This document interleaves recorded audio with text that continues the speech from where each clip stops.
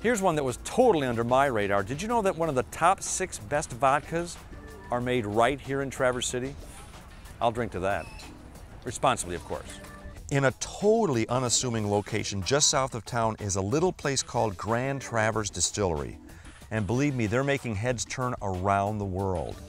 After a tour of the distillery, I had a chance to sit down with Kent Rabish, the man behind the still. We found out about this place from one of our Facebook fans. And I have to be honest, when I think of fine vodkas and whiskeys, I don't think of Traverse City, Michigan. How did you get into this business? Well, we're trying to change that perception. My wife and I were on vacation back in the year 2000. We went to Bend, Oregon to visit friends.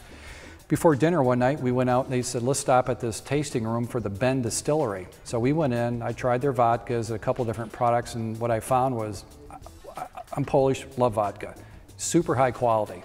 And I came back to Michigan thinking, why isn't anybody doing that in the Midwest? So it came just because I just thought there's no one here and there's no reason why we can't produce our own high quality spirits rather than shipping everything in from all over Europe. Well, tell me about some of the products that and some of the awards you've won. Yeah, we've taken 5 gold medals at the world's largest blind tasting events. And how they work these, if you're a distiller, I mean, I like our product, I think we do a really nice job, but I also need the experts to review us. So you send them your product, they take them out of the fancy bottles, because everybody's got a very nice looking bottle, they put them in nondescript glass, they send them with a tasting panel, and they do different profiles, you know, aroma, flavor, and finish. And everybody's graded equally. At the end of the day, they rate you, maybe the top 10%, the top 5, the top 20%. And in each of these competitions, we've taken gold medals, which puts us in the top 10% of world's vodkas. And that end-year dependence on foreign alcohol, we're trying to change that where people feel that they don't want to look at something from Michigan because it can't be as good of a quality as something from Europe.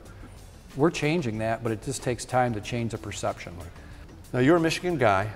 Do you use Michigan resources to make these products? We use all of our wheat, rye, and corn are generally grown within 50 to 75 miles of Traverse City. I've gone up to Escanaba when we ran out of rye here early on, but basically, we now are buying enough grain. We've bought about 400,000 pounds so far locally.